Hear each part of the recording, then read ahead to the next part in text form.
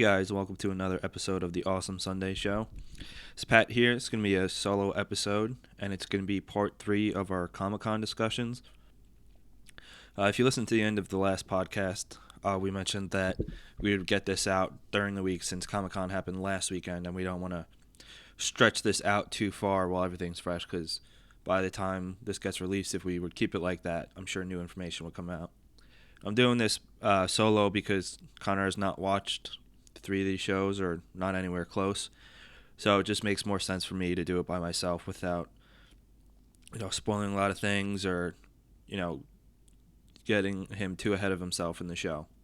So basically what I'm going to talk about is Agents of S.H.I.E.L.D., Arrow, and The Flash. I would talk about Agent Carter, but I haven't watched it and I haven't kept up with it. So I'm just going to leave that out. But I'm going to start with Agents of S.H.I.E.L.D. first. So in this season of Agents of S.H.I.E.L.D., Skye will now officially go by her real name of Daisy Johnson, aka Quig from the comics.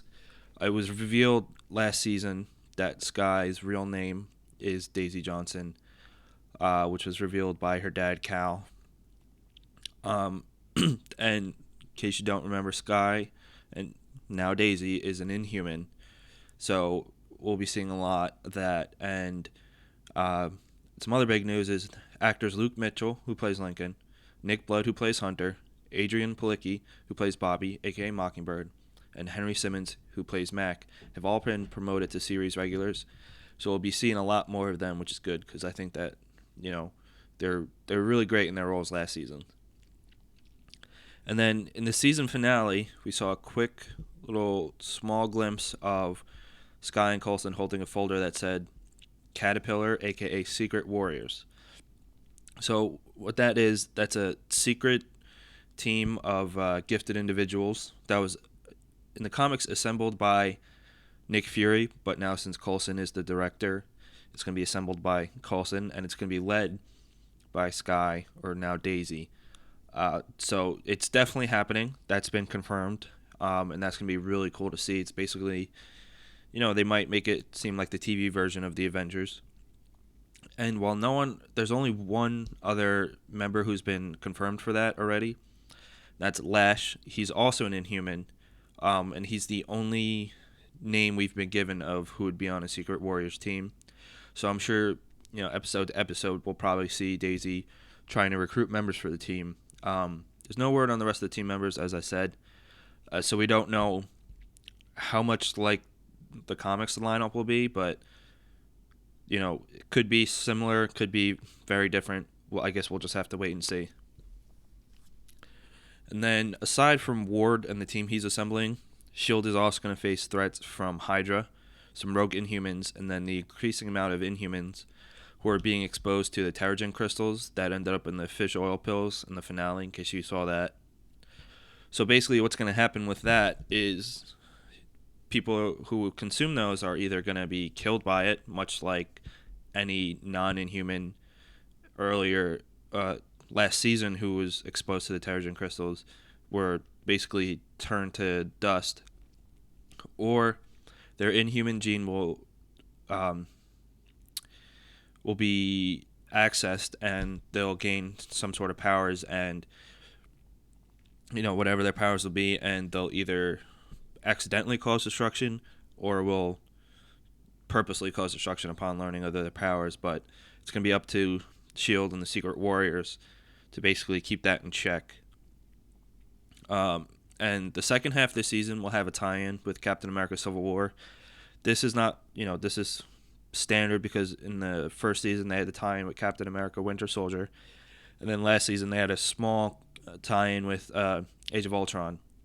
We don't know how prominent the tie-in with Civil War will be, because in season 1, the tie-in with the Winter Soldier was huge. It basically set up, consumed the whole second half of the first season, whereas Age of Ultron was like a 2-3 episode thing, if that much.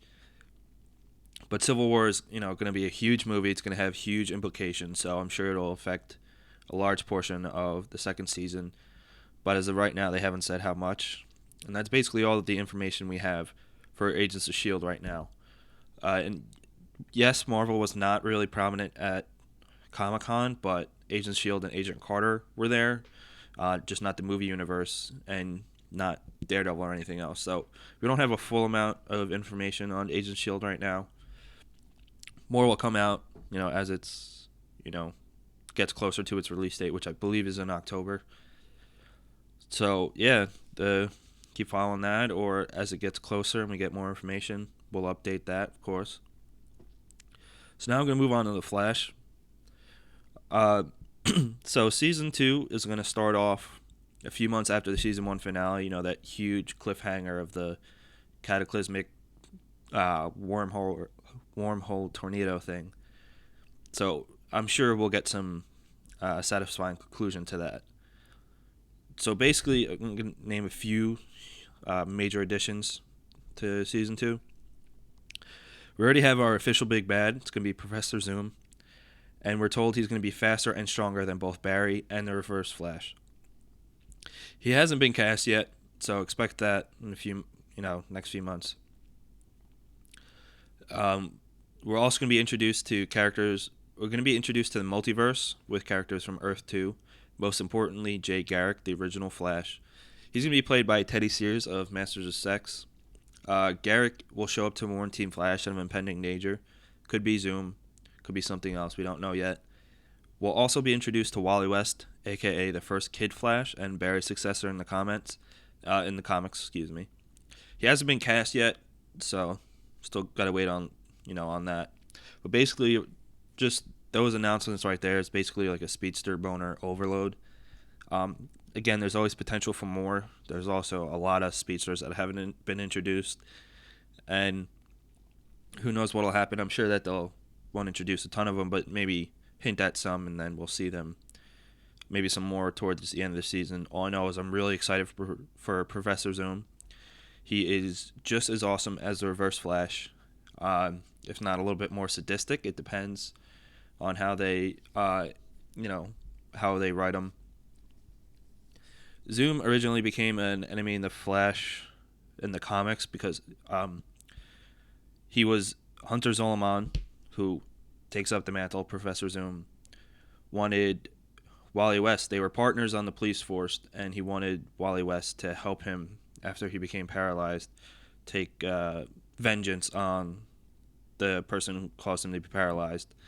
And then, of course, that basically turned Hunter Zolomon evil. So there might be the connection between Wally West and Professor Zoom, but we won't know, anytime soon.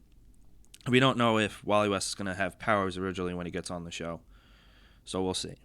Another thing, Barry's going to learn some new skills that come with his powers. If you watched last season, you saw basically every episode or every few episodes he learned, some techniques and skills that were afforded to him through the use of his power. So he's just going to keep learning more and more and become more powerful. And if Zoom is going to be faster and stronger than him, he's definitely going to need to learn a lot more and, basically train as hard as possible and learn as much as possible so he can defeat him. And I'm sure Jay Garrick will take on like a mentorship role with him. Another new addition, the character Patty Spivot, played by Chantel Van Satin from The Messengers and One Tree Hill, will be Joe West's new partner. In case you saw the season finale, you would understand why. And she's a metahuman obsessed detective, and she might be a possible love interest for Barry, or she's basically just going to have a crush on the Flash. In the end of the Comic-Con reel, we hear Jay Garrick speaking with Team Flash. So that's basically like the first introduction we have of it. And then at the end of the Comic-Con reel, also we see a speedster running around with it's like a very light blue, almost whitish lightning following him. There's no word on if that's Zoom or not, or if it's just Barry, a different timeline Barry, or if it's Jay Garrick even running around. Don't know yet. Don't know for sure. And we're going to see some returning and new rogues, including Captain Cold's dad. We're going to see Atom Smasher, who's going to be a villain on the show, and he's going to be played by former wrestler Edge. So that's pretty cool. Atom Smasher is really, really powerful, and it's going to be nice to see him. And it's cool that, you get a big imposing guy like Edge. Haven't seen him really act too much, but who knows? I mean, wrestling is basically acting, so we'll see.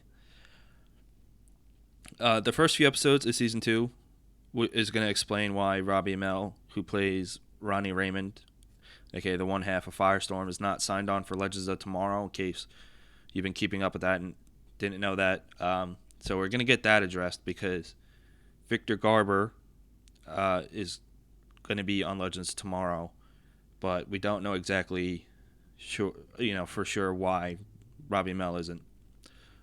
Hawkgirl is going to be introduced in more than just a brief cameo, like in the season 1 finale.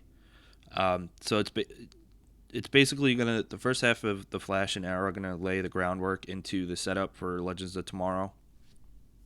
It's just gonna be a mid-season replacement of Flash and Arrow. I think it's like 10 episodes, maybe something like that. They haven't announced what days of the week that's gonna be on, but I'm really looking forward to that. Basically, the main cast is, of characters, we'll say, is going to be Captain Cold, Heatwave, one half of Firestorm, Ray Palmer the Atom, Sarah Lance as the White Canary, and Hawkgirl, with some appearances by, or minor appearances by, the Arrow and Flash. And the team's going to be led by Rip Hunter, who is a time traveler, and the main villain is going to be Vandal Savage, who is, if you've watched the Justice League animated shows, either one of them, you'll know he's an immortal, massive villain.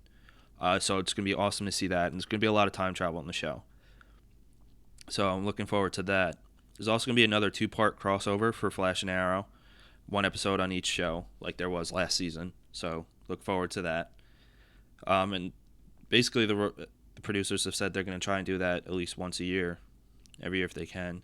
No word if there'll be a crossover between Flash, Arrow, and Supergirl, considering Supergirl's on another network. Alright, so now I'm going to do that. Talk about Arrow Season 4. It's going to take place 5 months after the end of Season 3, which, if you watched that season finale, let me know how you felt about it, because I was personally really disappointed and annoyed by it. But, whatever, maybe they'll make up for it. We're going to see a new suit for Oliver. It looks very much like the New 52 version of the Green Arrow costume. It looks pretty good. Stephen Amell showed a promo pic of him in it.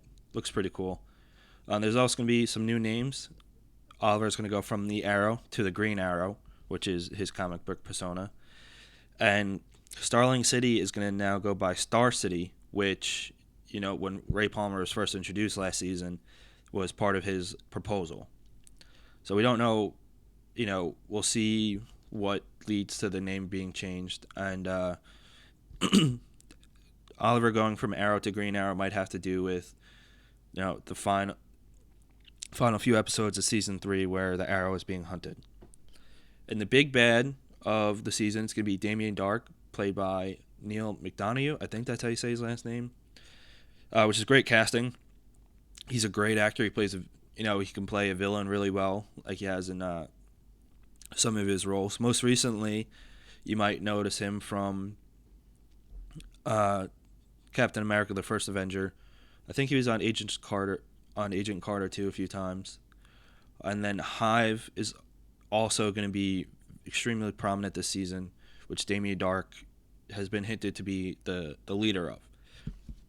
And Hive is even more important, other than just serving for the big bad. It's because in Season 1, Deadshot told Diggle that he was hired by Hive to assassinate Diggle's brother. So we've basically been waiting since Season 1 for this to happen. So it's good to see. Hive's a really great organization, too. Diggle's finally going to get a costume. I think right now it's just more of a helmet, but we'll see what happens. But, it kind of makes sense and is about time, given how he's been fighting basically with like a ski mask on every now and then. But now that he's remarried and, he has his daughter, it makes a lot of sense for him to have a costume. And Thea will officially become Speedy. In the season finale, we saw her wear Roy's Arsenal getup, so now I guess she's going to have it more tailor-made to her. and it's just going to take up the persona of Speedy, which has been in the groundwork since season 1, and Speedy is one of the Green Arrow's original sidekicks.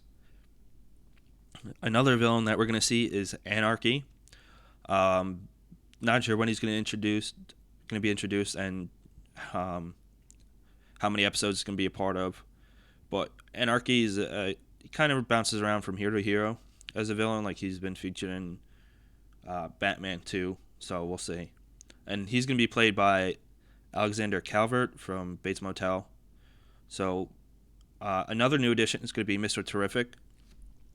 He's going to be an ally of Team Arrow, mostly partnering with Felicity so far is what we know, and he's going to be played by Echo Vellum. Right now, we don't know when those two characters are going to be introduced and how large of a role they're going to be playing. And for those Malcolm Merlyn fans, myself included, we will see him suit up in his Black Archer outfit, and not just the, spoiler, Ra's-al-Ghul robes that we saw him at the end of the season. And we won't have to wait too long for that to happen. It's supposed to happen in episode 3. And, another big question for the series for the season is, how often will we see Merlyn, and how is his role as the new Ra's-al-Ghul going to affect the League of Assassins and Team Arrow? Is he going to be, try for a world domination and, cause serious mayhem and assassinate major individuals in the world like Ra's-al-Ghul did? Or is he going to do something, more sinister or not even more sinister, tailor it more to his desires? And is he ever going to send them after Team Arrow is another big question. I mean, Merlyn is, specifically last season, has become an anti-hero. So we'll see. And, he helped Team Arrow out basically the second half of last season after causing so much shit. So we'll see where that goes. That's going to be really interesting, and it's going to be interesting to see how him and Nyssa interact. We're also going to see flashbacks of Oliver's return to Lian Yu, which, the flashbacks since season 1 have led to him leaving Lian Yu, going to Hong Kong. And then, within the first minute of episode 1, you see Oliver still on Lian Yu and finally gets rescued from it. And we know he ends up back there. It's been hinted at, and obviously just showing that we know he's been there. So we're going to see some flashbacks of his return to Lian Yu. I don't think it'll be immediate. It'll show a lot of events leading up to that. Stephen Amell said that magic and mysticism will be playing some, a decent-sized role in the flashbacks and present day. Don't know what context and what characters are going to be using them. But going with that, there's been talks of having Constantine make an appearance on the show for an episode or so, which, now that the Constantine series has been canceled, would probably make it better scheduling-wise, but it just, depends on negotiations or talks between CW and NBC, who owned the rights to the show Constantine. As I mentioned before, there's going to be another 2-part crossover plus connection with Legends of Tomorrow. Flash, I believe, premieres, it's October either 5th or 6th, and then Arrow is the day after that, and it's going to be that way until their mid-season finales, which usually take place in, early December. And the Legends of Tomorrow will pick up during their time off, and then Flash and Arrow will come back again in January. So yeah, look out for official release dates. I believe, it's either October 5th for Flash or the 6th, and then the Arrow season premiere will take place the day after that. Flash is Tuesdays, Arrow is Wednesdays. It's the best way to remember it. So if you guys have any more information on that or something you want to talk about with either of those 3 shows, just leave us a comment or hit us up on Facebook or Twitter. Happy to talk about it with it. And then, as it gets closer to October, we'll have more information, and we'll obviously talk about it again sometime in the podcast. Sorry if you missed Connor this episode, but he's a bitch. So, all right, see you guys.